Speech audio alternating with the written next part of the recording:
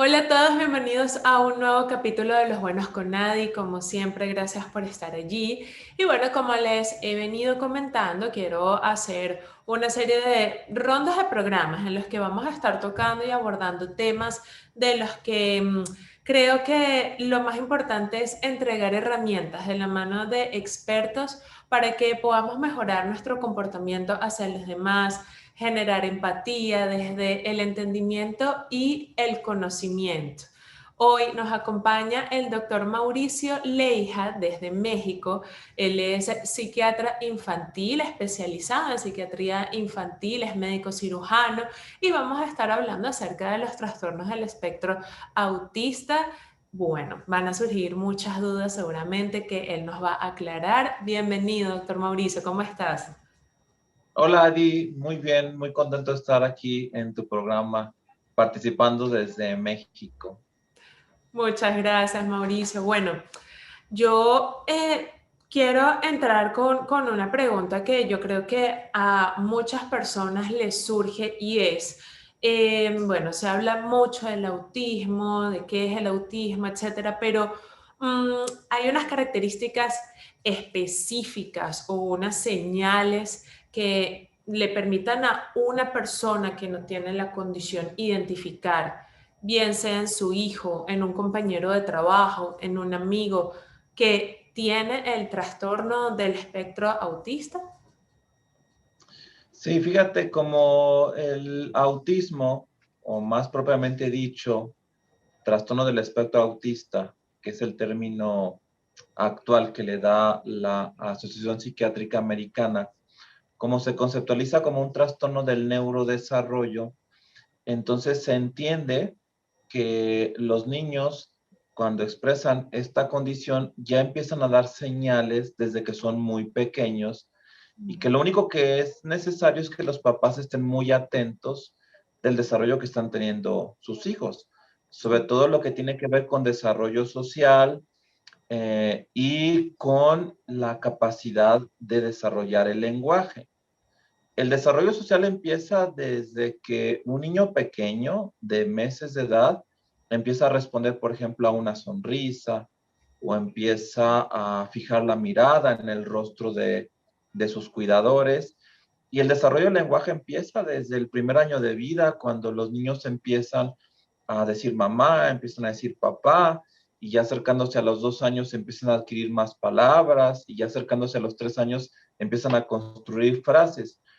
Cuando un niño se retrasa en esta capacidad para establecer ese contacto social a través de sonrisas, de miradas y expresar el lenguaje como sería propio en cualquier otro niño, y eso podría ser un foquito rojo que podría llevar a los padres a la sospecha de que el niño está teniendo alguna condición y con eso buscar una ayuda especializada. Lo ideal sería, y aquí todo depende del contexto, es que en las citas que un niño va teniendo con su pediatra, ya sean citas que les llaman de control de niño sano, o cuando un niño va al pediatra, a lo mejor no sé, porque tuvo algún problema respiratorio o va por una vacuna, que ahí el pediatra revise cómo van los hitos del desarrollo, ¿no? Si ese niño ya aprendió a caminar, si ese niño ya está controlando esfínteres, si ese niño ya está hablando bien, y que sea en realidad el pediatra el que detecte que está viendo una anomalía en el desarrollo del niño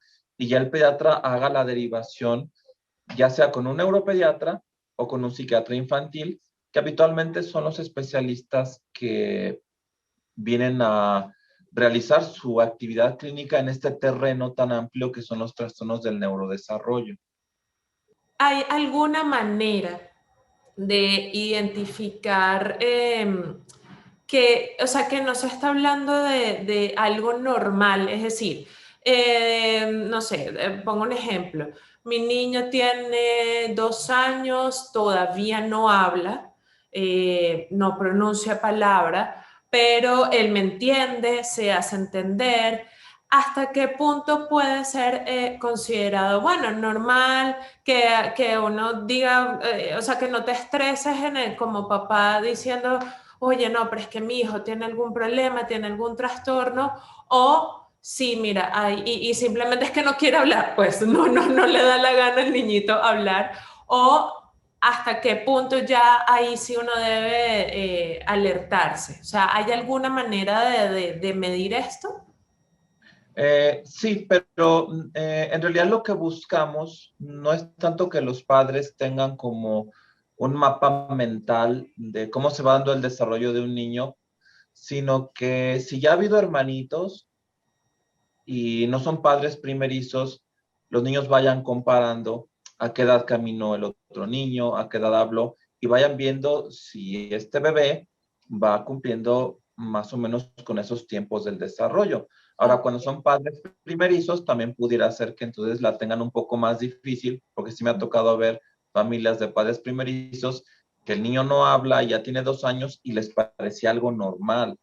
Ajá. Eh, Me preocuparían más los padres primerizos, ¿no? Yo sí esperaría que los padres primerizos, ellos sí, como no tienen el comparativo de haber tenido otros bebés, buscaran información en libros que hablan sobre desarrollo infantil para que pudieran conocer un poco sobre el desarrollo que se espera de su bebé y poder tener una señal de alerta en caso de que las cosas no vayan bien. Por lo general se espera que un niño que ya ha cumplido el año de edad, ese niño ya tenga algunas palabras en su vocabulario y ese niño ya reaccione a la interacción con otros, que responda a su nombre, que reaccione adecuadamente cuando se le propone un juego, que preste atención cuando se le da una indicación. Cuando un niño que ya cumplió el año de edad, su mente está muy dispersa, parece ensimismado, no responde a su nombre, no ha dicho una sola palabra, entonces ya sería un indicativo de buscar ayuda especializada. También es importante saber que como cualquier otro problema de salud, no es necesario que los padres sean expertos en el problema. Basta con que ellos tengan alguna sospecha de que la cosa no está marchando bien, como para que ellos ya busquen ayuda especializada. Si yo hoy me levanto con un dolor en un diente, pues no sé a lo mejor si es una gingivitis, no sé si a lo Ah, mejor es una caries, o no sé si es otra muela que me está empujando al diente. Y ujú. entonces simplemente tengo la sospecha porque no soy odontólogo, no tengo la seguridad de qué es, pero ya con esa sospecha eso me hace ir con el que es experto y el que tiene la obligación de ya aterrizar la sospecha ya en un diagnóstico, en un planteamiento clínico para poder ofrecer alguna solución. Claro. Doctor, ¿hay causas específicas que lleven al desarrollo de un trastorno del espectro autista o todavía no se puede hablar de una causa o causas específicas? Sí, fíjate que se ha tratado de buscar la causa y cuando se trata de buscar la causa, ya de entrada ese es un planteamiento que no se sujeta mucho al entendimiento del trastorno del espectro autista, porque no es así como que una salmonelosis te lo genera una bacteria llamada salmonel, ¿no? Ahí sí vemos como una relación muy lineal de causa y efecto. Salmonela da salmonelosis, ¿no? Ujú. En el caso del trastorno del espectro autista podemos encontrar múltiples y variadas causas, pero esas causas sí tienen un común denominador. Y el común denominador es que esas causas llegan a generar un daño en el desarrollo del cerebro. Y que aquí podemos tener causas genéticas, es decir, que los padres hayan padecido o sigan padeciendo, a lo mejor de una manera subclínica, eh, síntomas de autismo o de algún otro problema del neurodesarrollo y entonces lo han heredado a su hijo, que de hecho eso se sabe desde la década del 40, cuando se empezaron a describir a los primeros niños, se veía que los papás de estos niños también tenían síntomas de autismo, pero eran de alto funcionamiento, es decir, no les generaban deterioro, pero ya se detectaba eso en los antecedentes de los papás. Y dos, cualquier antecedente perinatal o postnatal que pudiera afectar el desarrollo del cerebro puede ser también una causa del autismo. Por ejemplo, alguna infección que la madre haya tenido durante el embarazo, alguna enfermedad viral. Se ha visto que si la madre sufre algún problema viral, igual como sucede con el COVID, una madre embarazada podría ser asintomática de un virus, tener la infección, pero resulta que el producto, el feto en desarrollo, no es asintomático y ya nadie se enteró. Porque aquí tenemos dos organismos, ¿no? Una madre expuesta a un virus, el que tú quieras, la madre dice, me fue bien, prácticamente asintomática, pero no sabemos si el producto también cursó de manera asintomática y ahí podemos ver que a lo mejor hubo una lesión cerebral, ¿no? U otros problemas que son más comunes, como el hecho de que a un feto se le enreda el cordón umbilical estando aún en la matriz y que eso disminuye el aporte de sangre al cerebro, eso puede dañar áreas que tienen que ver con el autocontrol, con la capacidad de mantener un enfoque y que esto se va a ir viendo, se va a hacer evidente cuando el niño ya va creciendo o cuando el niño ya está sujeto a demandas propias de un ambiente un poco más complejo. Ok, Porque este tipo de lesiones o de causas perinatales o postnatales no dejan una secuela neurológica que sea visible cuando el niño nace. El niño nace bien, se mueve, respira, empieza a caminar, pero con el paso del tiempo se empieza ya a notar que algunas áreas del funcionamiento mental no están trabajando al 100%. Un trabajo de parto prolongado, un trauma obstétrico, una cesárea que se complicó, un niño que nació con depresión neonatal y que tuvieron que reanimarlo, o un bebé prematuro que nació antes de tiempo, podrían relacionarse con el desarrollo de un trastorno del espectro autista. doctor, pero entonces necesariamente un niño nace con el trastorno o puede ocurrir que haya algo en su desarrollo que despierte el trastorno o no. Tiene que nacer, o Eh, sea, no se produce en el tiempo, no sé, que llegue perfecto a la adolescencia y en la adolescencia entonces comienza a presentar síntomas de autismo, eso no sucede, o sea, tiene que nacer con el trastorno. sí, digamos, desde que se describió el síndrome en la década del 40, se ha conceptualizado como un problema de inicio temprano. Ah, ok. Digamos, si una persona empezara con datos de autismo a los 40 años, o bueno, en la adolescencia, sería un cuadro muy atípico que más bien nos haría sospechar otros problemas y que no consideraríamos que es un trastorno del espectro autista. Oh, Normalmente cuando hablamos de espectro autista, una de dos, o es genético y planteándolo así que es más fácil, ya viene de fábrica, ujú. o dos, se adquirió, pero en una etapa muy, muy temprana del desarrollo, muy, muy temprana, en, digamos, el primer mes de vida. Si ahí hubo algún antecedente que afectó el desarrollo del cerebro, por ejemplo, un niño que broncoaspiró, que Ujú. padeció asfixia, que lo tuvieron que intubar y que era un niño recién nacido, ahí todavía alcanzamos a ver que el daño que se genera en el sistema nervioso central podría generar trastorno del espectro autista. Entonces, una de dos, o ya lo traes de fábrica por tu genética, ya viene en tu instructivo, por así decirlo, o bien es adquirido, pero de una manera muy temprana en tu desarrollo, no Ok. ya empezando el tercer, cuarto año de vida, no, normalmente ahí ya están los síntomas y es cuando se tienen que empezar a ser evidentes y detectar. Doctor, ¿y puede un niño tener algunos rasgos o presentar algunas conductas o rasgos de que pueda tener autismo, pero no necesariamente ser autismo? ¿Se pudiera confundir estos síntomas con otra condición? Sí, en realidad, fíjate que hay la idea, y eso es un mito, de que los niños que tienen autismo son niños muy perturbados, niños muy Ujú. graves, niños que no hablan, que prácticamente no se dan cuenta de lo que sucede a su alrededor y que son niños que requieren escuelas especiales, que en general no se adaptan a las exigencias de su ambiente.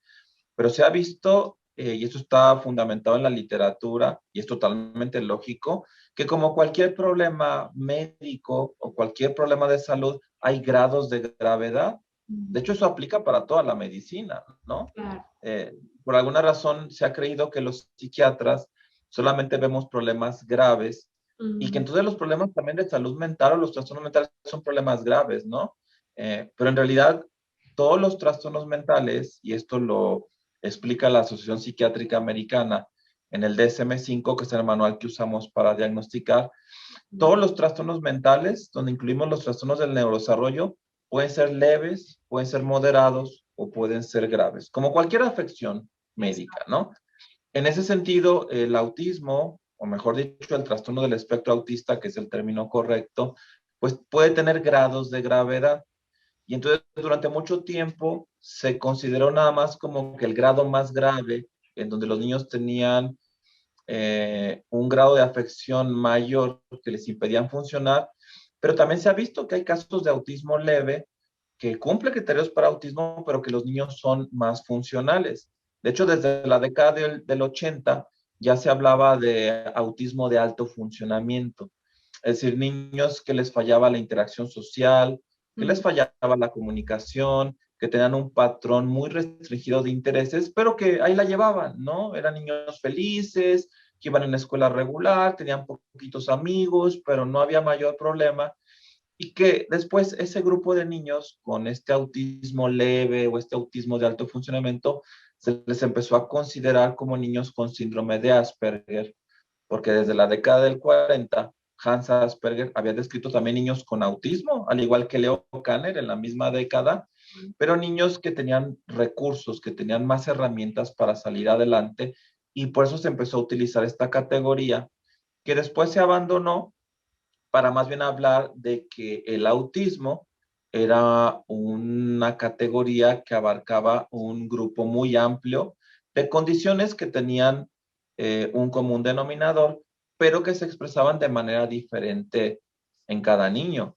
Entonces sí puede haber niños que expresen un autismo muy leve, de alto funcionamiento, y también podría haber personas que no son autistas y que por ahí tengan algún síntoma de autismo o ok, dos síntomas de autismo. Algo que nos ha tocado ver a los psiquiatras infantiles es que muchos niños con TDAH, trastorno por déficit de atención con hiperactividad, ok. cuando expresan el síndrome, siendo ellos muy pequeños, digamos en edad preescolar, esos niños pueden parecer autistas también, porque Mm, son tan dispersos, su claro. mente es tan distraída, que pareciera desde afuera que están ensimismados. Entonces, ante la mirada del adulto, del padre, el niño parece ser que no está conectado con el ambiente exterior porque le llamas y no te contesta, le das una indicación y no la sigue, pero en realidad lo que sucede es lo contrario. Es un niño que en realidad está abierto a todos los estímulos que le están llegando en ese momento y que él tiene dificultad para enfocar el estímulo auditivo que significó la pronunciación de su nombre. El niño está atendiendo, no sé, al canto de un pájaro, al sonido del refrigerador, a un ruido que viene de la calle, al grito del hermanito, y cuando los papás le llaman por su nombre, no presta atención porque no puede enfocar.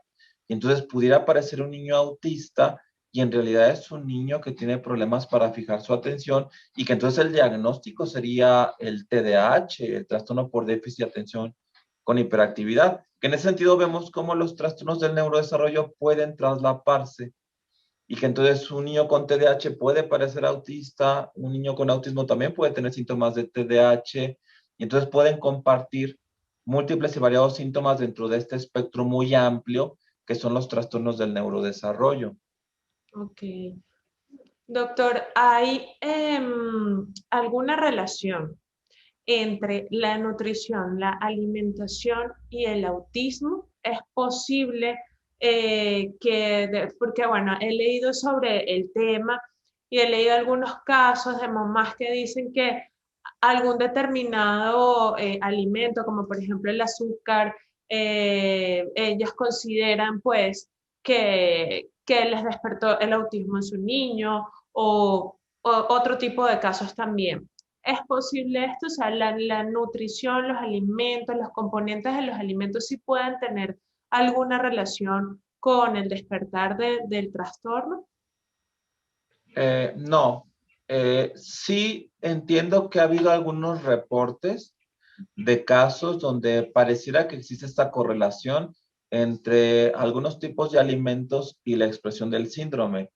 Pero estos hallazgos, que más bien llamaríamos anecdóticos, no han sido suficientes como para que los médicos consideren que hay esta asociación, ¿no?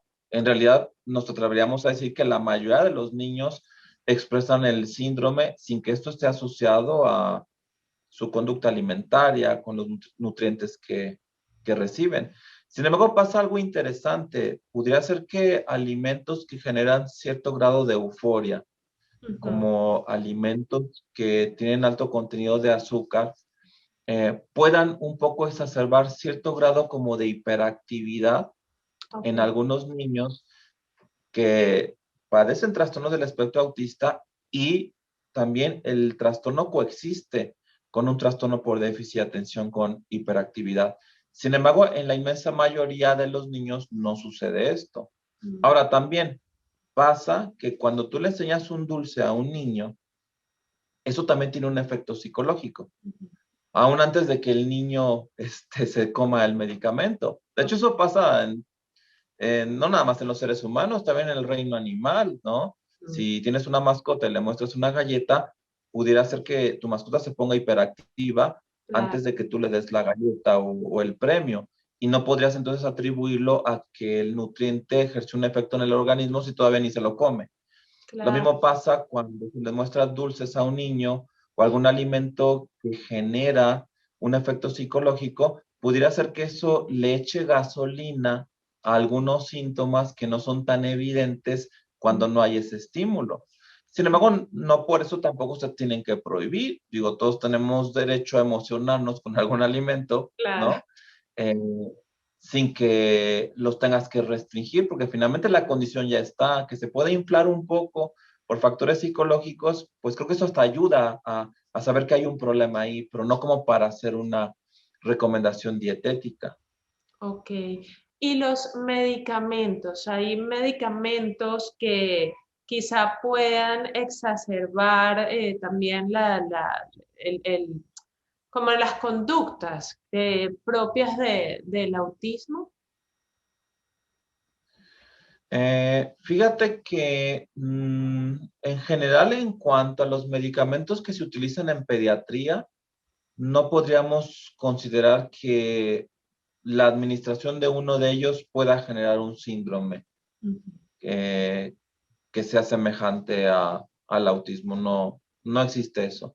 Y Ok, que además, aún medicamentos que puedan sedar a un niño y tenerlo ensimismado, apagado, poco reactivo, es muy raro que se utilicen en población infantil, ¿no? Porque eso sería un efecto adverso, correcto. y un efecto adverso así, pues tendría que ser reportado en las agencias que se dedican a la regulación y control de medicamentos, y uno esperaría que de entrada ese tipo de fármacos pues los retiraran de circulación, ¿no? Que Claro. muchos médicos nos guiamos mucho por lo que emite la FDA en Estados Unidos con respecto a medicamentos aprobados o no aprobados, y también cada país. Aquí en México tenemos la COFEPRIS, tiene su agencia reguladora de medicamentos, que le permite a los médicos y a los padres tener cierta seguridad de que se le está prescribiendo al niño un medicamento que está aprobado por una agencia que tiene control sobre eso.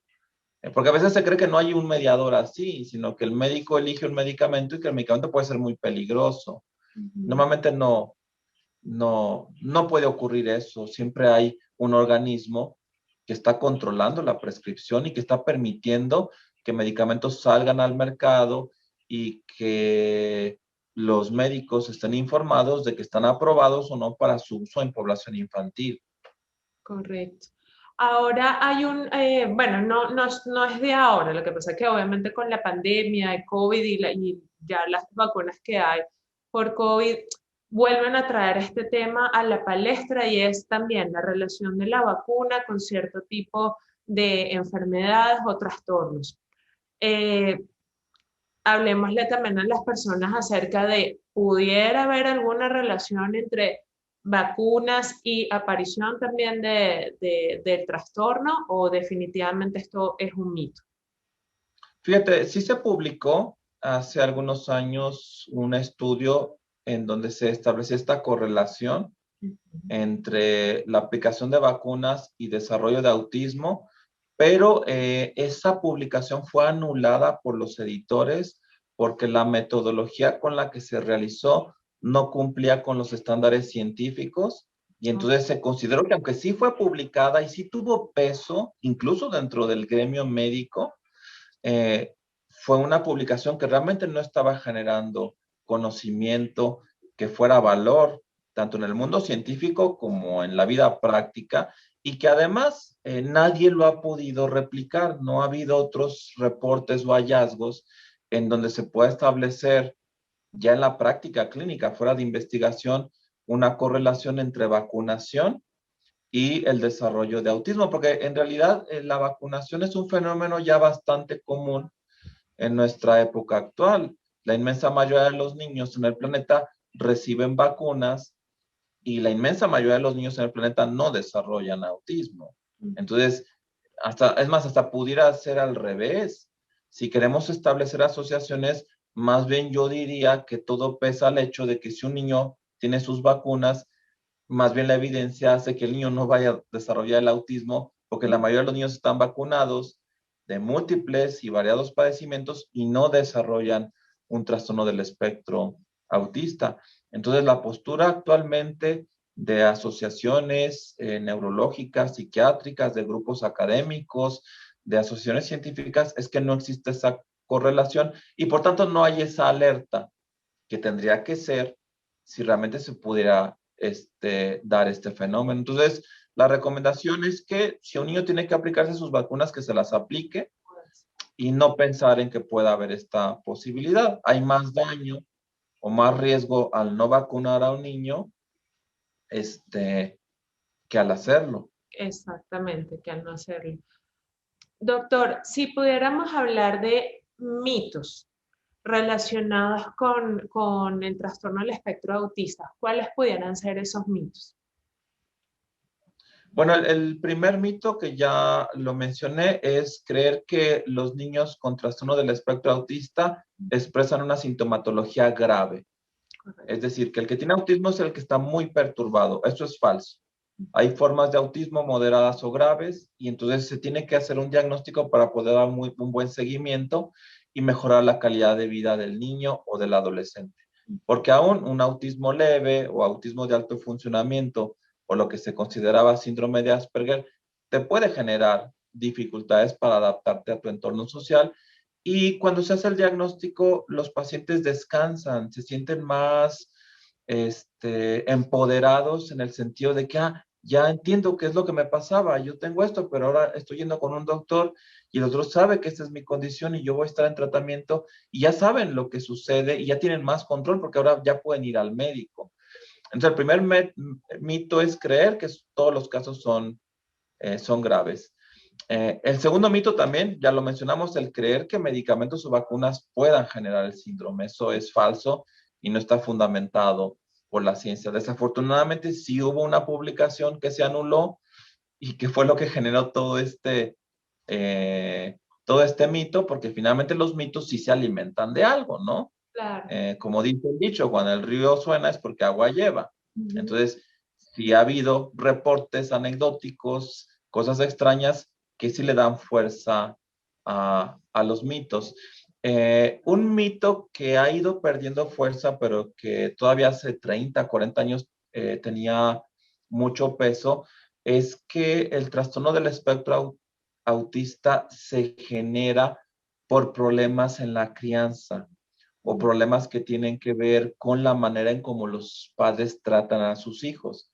Y esto es porque desde la década del 40, Leo Kanner había descrito que las mamás de niños con autismo eran mamás como muy frías, muy poco afectivas, que no buscaban mucho interactuar con sus hijos. Y aunque él no estableció esa correlación, él nada más describió que así eran las mamás, otros especialistas sí dijeron, mira, una mamá fría, una mamá muy seca, muy poco cariñosa, puede generar autismo en su hijo. Y ahora se ha visto que no, se hace una mamá X, Y o Z, súper cariñosa o súper distante, eso no tiene nada que ver con el autismo, porque el autismo obedece más al desarrollo del cerebro y no tanto a la calidad del ambiente en el que el niño se está desarrollando. Fíjate, pasaba algo curioso con esas observaciones. Más bien lo que sucedía es una de dos. O la mamá de un niño con autismo ya tenía algunos síntomas de autismo y entonces tenía dificultad para conectarse con su hijo y Claro, relacionarse con él. O dos, un niño con un autismo relativamente grave que no te mira a los ojos, que no te sonríe, que lo tratas de cargar y no entiende que lo quieres cargar y su cuerpo no se amolda al tuyo, pues finalmente, ¿qué va a pasar al final? Lo vas a dejar de cargar, le vas a claro, dejar de hablar, lo vas a dejar de mirar a los ojos porque no hay esta retroalimentación, no encuentras esta reciprocidad.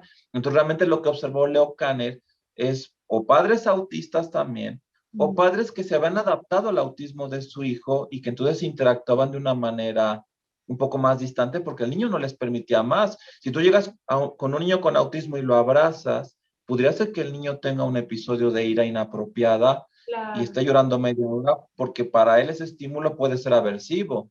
Y claro, entonces tú como papá dices, a ver, ya sé que a este niño no le gusta que lo abracen, correcto. pero una lectura desde afuera, más superficial, dices, ah, mira, ese papá es poco afectivo porque no abraza a su criaturita. No, el papá ya se la sabe. De hecho, hay una novela que a mí me gusta mucho de Mark Adon, que se llama El curioso incidente del perro a medianoche, que habla de un niño con autismo llamado Christopher y que al niño no le gustaba que lo abrazaran. Entonces los papás ya sabían que cuando él se ponía triste, no lo podían abrazar. Hacían movimientos con las manos, tocaban sus dedos, pero no lo abrazaban. Entonces, otro de los mitos que todavía de repente llegamos a escuchar o que algunos psicólogos todavía se adhieren a estas doctrinas o a estas escuelas de pensamiento es que en el trato que tienen los padres se puede generar el trastorno del espectro autista. Ahora, yo pienso que hay un mito que todavía no se derrumba y es el hecho de que hemos sido seducidos por la etimología de la palabra autismo, que viene de autos e ismos, que significa ensimismamiento. Muchos niños muy pequeños, como lo había señalado, en realidad lo que tienen es trastorno por déficit de atención con hiperactividad. Tienen una mente muy dispersa, pero que visto desde afuera puede parecer que están ensimismados y que no les llega información del exterior, pero en realidad les está llegando mucha. Es un Mucha. poco lo que podría suceder con un aparato de radio que le falla el sintonizador y que le llegan todas las estaciones y entonces el escucha dice, bueno, si alcanzo a escuchar esta canción, alcanzo a escuchar por aquí las noticias, Ujú. alcanzo a escuchar este locutor, pero no sé en cuál enfocarme. Y entonces el niño, su mente no tiene este sintonizador, su mente es dispersa, le llega toda la información y entonces dicen su nombre y parece que no escucha. Le dan una Claro, indicación y parece que está en otra cosa. Entonces los papás dicen, ah, mira, es un niño que tiene autismo porque está ensimismado, parece que está en una burbuja. No, espérate, al revés. Más bien está recibiendo una gran cantidad de estímulos y el niño no los puede enfocar y por eso tiene esa conducta que viene a ser anómala. claro. Hay una, no sé cómo quizá decirlo, pero hay alguna manera que como papás em, podamos como potencializar lo que puede ser considerado un aspecto negativo del trastorno, pero potencializarlo como algo positivo. Por ejemplo, no sé, que mi niño tenga una capacidad para memorizar increíble, ¿sí? Y se memorice números, ciudades, objetos, cualquier... ¿Cómo convertir eso que puede ser algo negativo porque a lo mejor se vuelve obsesivo, pero convertirlo en un rasgo positivo para nuestro niño? Bueno, en realidad aquí primero lo que yo esperaría es que esos padres sepan reconocer esos recursos en sus hijos, porque efectivamente, de hecho en el autismo se ha visto mucho que al lado de los déficits hay recursos que los niños mueven a su favor y que incluso esos recursos hasta trabajan al 200%. Ok, Y de repente no es raro encontrar un niño que sí tenga deficiencias en algunas áreas de su desarrollo, que finalmente nos habla de funcionamiento mental, pero que a la vez sean niños muy destacados o niños con capacidades que en algunas áreas superan a los niños que no tienen esta condición. Entonces, lo primero que yo esperaría es revisar que los padres tengan salud mental, que los padres no tengan algún otro trastorno, porque tenemos un papá con ansiedad, un papá con depresión, un papá agobiado, con síndrome de burnout por su trabajo. Entonces esos papás no van a tener esa mirada positiva para poder identificar esos recursos y poderlos movilizar a favor del niño, porque aquí se requiere ser un buen administrador, tomar lo bueno del niño y aprenderle, enseñarle que él aprenda a poder de ahí conectarse con otros, desarrollar patrones e intereses, empezar una conversación. Normalmente los que trabajamos en el campo de la salud mental, les damos esta tarea a los psicoterapeutas, ¿no?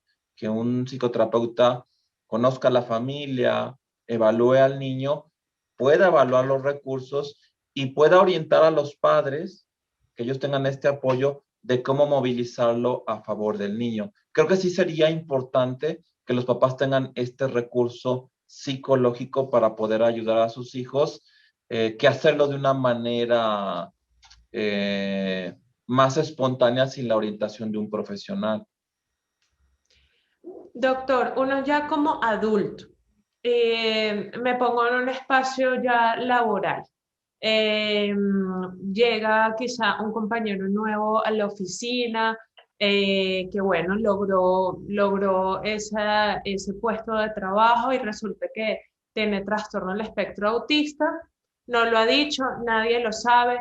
¿Cómo uno puede quizá identificarlo, si es que se puede, para poder introducirse a esa persona de una manera más empática y no pensar quizá, ay, bueno, es que él es antipático o el que tiene, porque siempre el ser humano tiende siempre a hacer eso, ¿no? Como, ah, ¿y este qué es? O este es raro, o este es no sé qué. O sea, ¿cómo para una persona que no tenga conocimientos del trastorno pueda adentrarse a otro que sí lo tiene en un espacio educativo, laboral, del día a día? Bueno, de entrada conociendo cuáles son los síntomas más característicos del autismo y que esto aplica para todas las edades y que son tres grupos de síntomas. Síntomas que tienen que ver con fallas en la interacción social, síntomas que tienen que ver con problemas en la comunicación y síntomas que tienen que ver con un patrón muy restringido de intereses. Okay. Mi postura para acercarme a una persona que padece esta condición es tomar una parte activa y, por ejemplo, yo iniciar la conversación. Okay. Yo esperar no esperar a que el otro dé el primer paso porque no lo va a hacer, porque va a ser más difícil. Iniciar yo la conversación y si hay silencios en la conversación y bien vemos que mi interlocutor no sabe cómo continuarla, yo introducir otro tema, llevar una parte más activa y eso ayuda a que el paciente con trastorno del espectro autista se relaje y dice, ah, mira, es más fácil platicar con esta persona porque yo no tengo como que todo el trabajo de mantener viva la conversación porque toma una parte más activa, ¿no? Claro. Buscar uno mismo el contacto social sin esperar que esa persona, que es a lo mejor un compañero de trabajo, se levante de su lugar y vaya a donde tú estás sentado a tener algún tipo de interacción, ¿no? Por ejemplo, durante recesos o periodos en los que se suelen tomar los alimentos, los pacientes que padecen trastorno del espectro autista pueden optar por no buscar la compañía de otras personas. Y si nosotros nos queremos acercar, tenemos que dar ese primer paso. Y también poder conocer cuáles son los intereses que tienen estas personas y nosotros interesarnos en estos grupos de intereses. Si una persona con trastorno del espectro autista es experto en animales prehistóricos o es experto en ajedrez y nosotros lo alcanzamos a notar, pues entonces nosotros también llegarle por ese lado y ser amigables y hacer una conversación sobre ese tema. Eso nos permitiría ser inclusivos y que entonces como sociedad podamos amoldarnos a personas que tienen esas características y que ellos se sientan que son parte de una comunidad que los acepta, que los entiende y que son flexibles para hacerlos sentir parte del mismo sistema. Claro.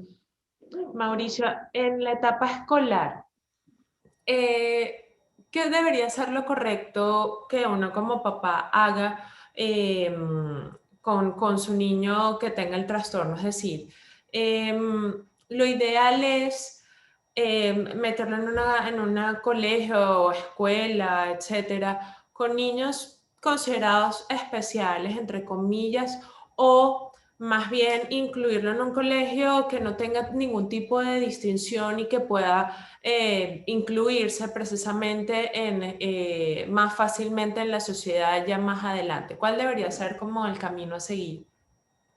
En realidad, yo esperaría que los padres que están interesados en ayudar a su hijo, de entrada ya hayan buscado a un profesional, sea Ujú. neuropediatra o psiquiatra de niños, que les ayude a diagnosticar, a tratar, a ayudar a que ese niño vaya progresando.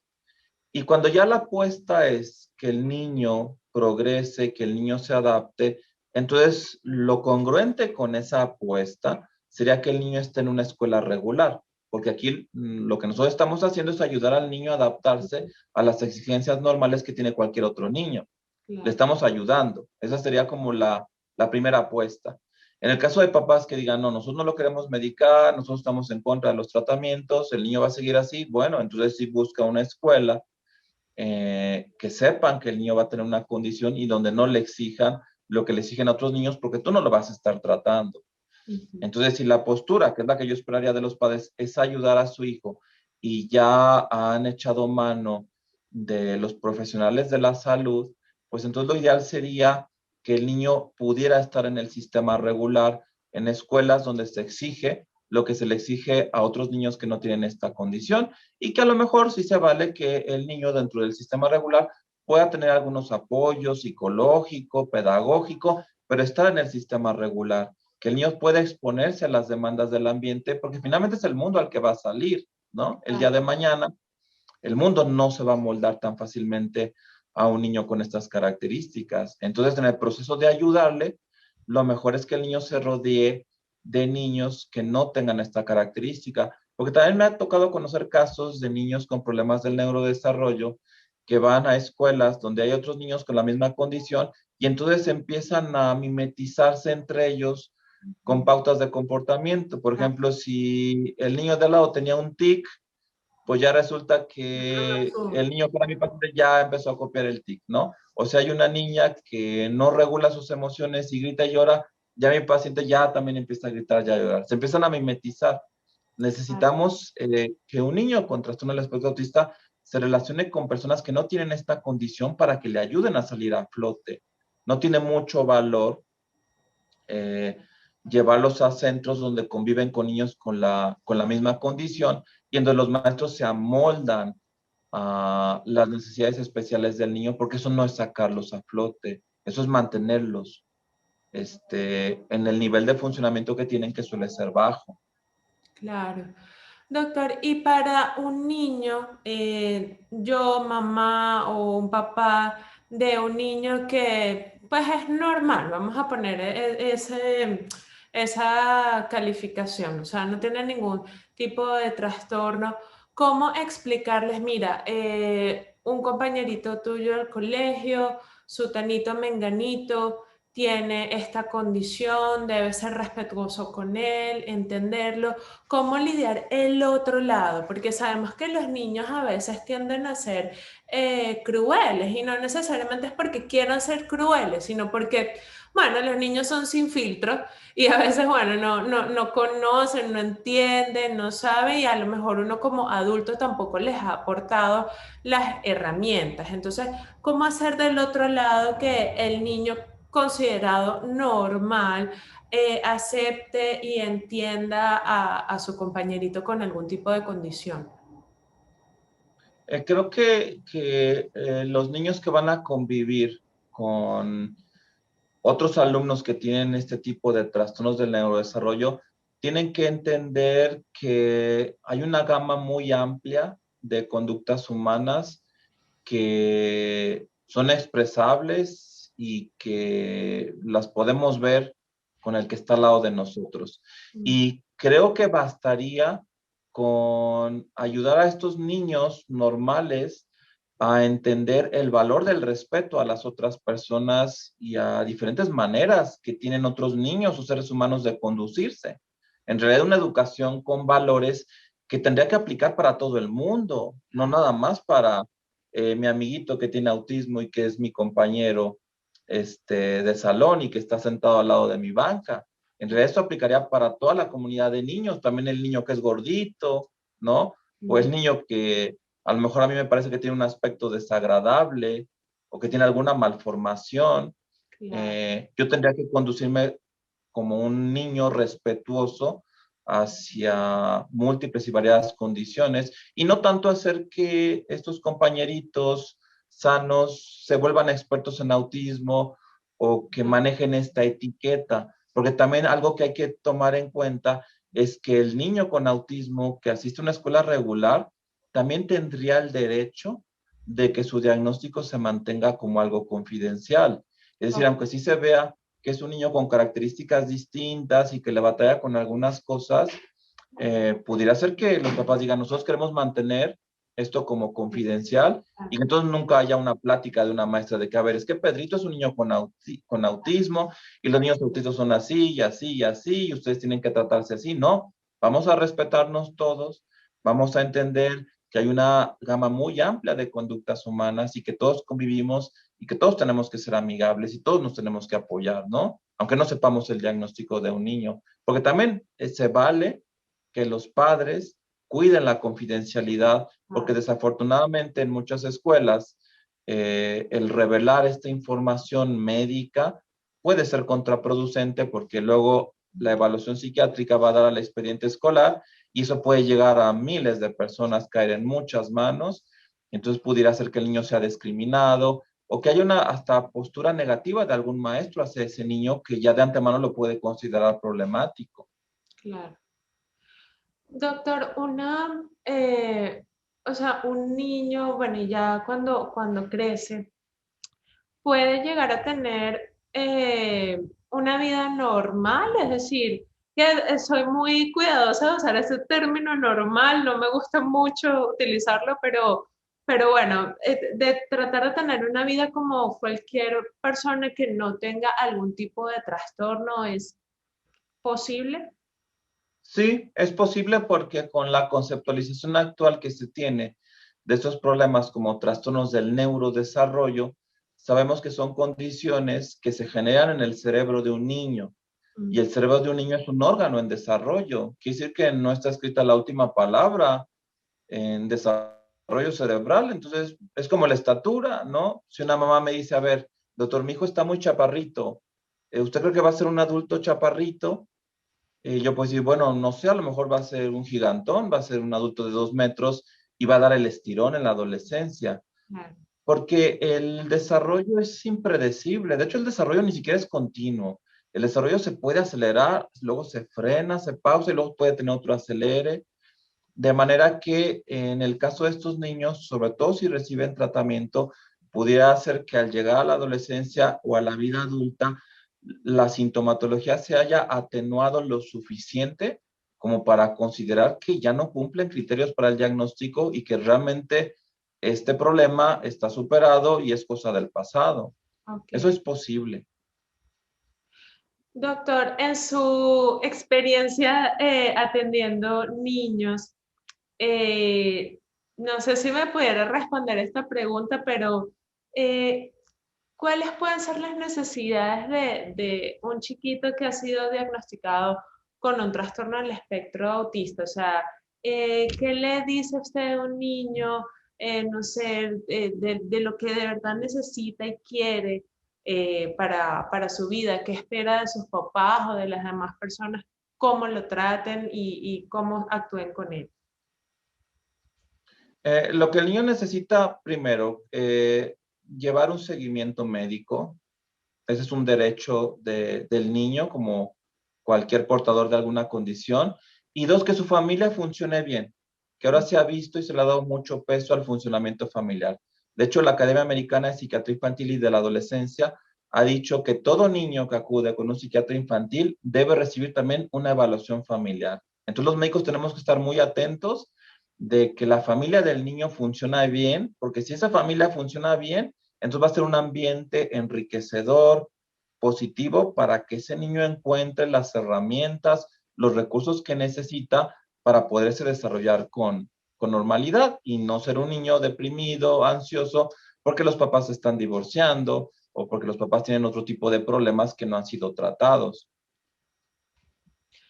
Doctor, ya casi para finalizar, esta pregunta también se le hice a un psicólogo colombiano que entrevisté, pero mm, quiero nuevamente citar como esta situación. Eh, yo, mamá o papá de mi niño que ha sido diagnosticado con trastorno del espectro autista, bueno, estoy frente a ese panorama. Seguramente lo primero que se me viene a la cabeza es un escenario negativo, oscuro, Dios mío, ¿por qué? ¿Por qué mi niño? Etcétera. Pero si vamos más allá de ver el panorama esperanzador y panorama positivo, ¿qué le puede decir usted a ese papá, a esa mamá que está recibiendo ese diagnóstico oiga, no, mira, no todo es malo, no todo es terrible, hay soluciones, hay herramientas, ¿qué le podemos decir? Yo les diría, todavía no está escrita la última palabra en el desarrollo cerebral de este niño. Es decir, que el niño puede llegar a ser un adulto exitoso. Dos, los niños que tienen trastorno del espectro autista habitualmente tienen recursos y desarrollan potencialidades en ciertas áreas del conocimiento, del aprendizaje, de otro tipo de competencias en donde superan a otros niños y eso es fuente para su autoestima. Y tres, que muchas personas que han recibido el diagnóstico de un trastorno del neurodesarrollo no solamente han sido personas exitosas, sino que han sido personas que han hecho aportaciones valiosas a la humanidad y que nosotros tendríamos que estar agradecidos con ellos a pesar de tener una condición así. Entonces, en realidad, el hecho de que los padres reciban el diagnóstico de autismo para un hijo no quiere decir que el pronóstico es pobre, no quiere decir que las cosas van a marchar mal, podrían marchar muy bien y en algún momento sentirse muy orgullosos de los alcances y de los logros que pueda tener este hijo. Ay, doctor, muchísimas gracias, ¿verdad?, por esta charla. La verdad es un tema muy extenso que, bueno, ojalá pudiéramos tener otra oportunidad para seguir abordando, pero le agradezco muchísimo porque creo que muchas personas van a encontrar aquí respuestas y herramientas tanto para quienes puedan tener esta condición, sus familiares, amigos, como para quienes no, y tener conocimiento y entendimiento y como siempre digo, generar empatía, que al final es lo que necesitamos, mucho más empatía y menos discriminación y menos prejuicios. Muchas gracias por este espacio. Gracias, Adi, que estés muy bien. Vale, doctor. Bueno, y a ustedes muchísimas gracias por estar conectados allí en Los Buenos con Nadie. Saben que pueden dejar sus comentarios, sus preguntas. Bueno, ya ustedes saben cómo es esta vuelta. Y muchísimas gracias por estar allí. Los espero en un nuevo episodio de Los Buenos con Nadie. Recuerda dar like, comentar, compartir, suscribirte a mi canal y activar las notificaciones para que estés conectado siempre con un nuevo capítulo de Los Buenos con Nadie. Porque en cada rincón hay una historia que contar. Acompáñame en Los Buenos con Nadie.